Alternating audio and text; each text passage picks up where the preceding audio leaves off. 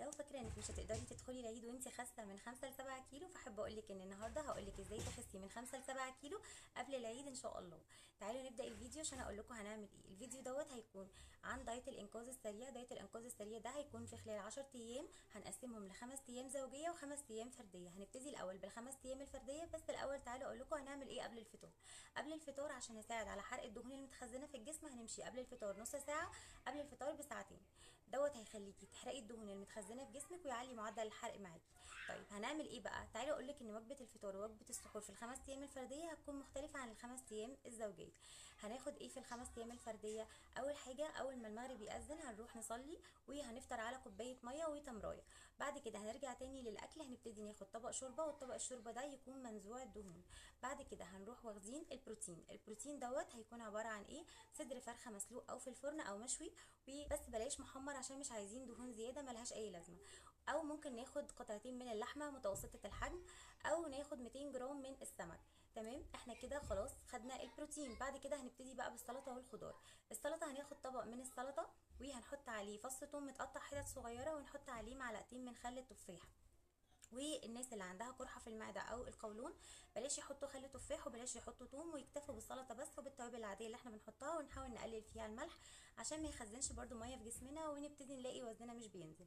طيب هناخد ايه تاني بعد كده؟ بعد كده هناخد طبق خضار مطبوخ من اي خضار في البيت احنا عاملينه، بس نحاول ان هو ما يكونش مسبك والدهون بتاعته تكون قليله شويه. ده كده الفطار. مش هناخد حاجه من الفطار لحد السحور، هنبقى صايمين تقريبا في حدود من 7 ل 8 ساعات، وهنبتدي ناخد السحور قبل الاذان بساعه. طيب هنتسحر ايه؟ احنا في الايام الفرديه دي السحور هيكون عباره عن بيضتين مسلوقين و50 جرام من الجبنه القريش، او ممكن لو احنا مش عايزين نتسحر كده ممكن ناخد كوبايتين زبادي وناخد معاهم ثمرتين فاكهه. طيب اوكي، احنا كده خلاص خلصنا الايام الفرديه. طيب تعالوا بقى للايام الزوجيه اللي هي تاني ورابع وسادس وثامن وعاشر يوم. دول هناكل فيهم ايه؟ الفطار بتاعهم هيكون مختلف تماما. الفطار هيكون عباره عن بيضتين وطبق سلطه، ده هيكون الفطار.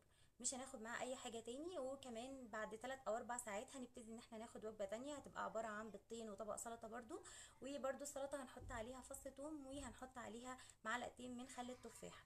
طيب احنا بعد كده هنعمل ايه؟ هناخد السحور. وجبه السحور هتبقى قبل الاذان برده بساعه، وهناخد وجبه السحور عباره عن كوبايتين زبادي وثمره فاكهه واحده.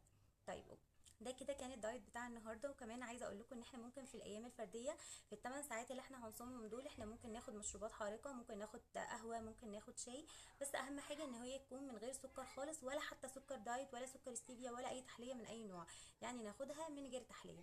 فلو انتوا في حاجه مش عارفينها او عايزين تسالوا عليها في الدايت قولوا لي واكتبوا لي في الكومنتات. ولو عجبكم الفيديو ما تنسوش تدوسوا لايك وفولو. ببقى مبسوطه جدا لما بلاقيكم بتعبروا لي في الكومنتات عن الحاجات اللي عجبتكم، ولو في حاجه عايزين تسالوني فيها انا معاكم وهرد عليكم ان شاء الله. باي باي.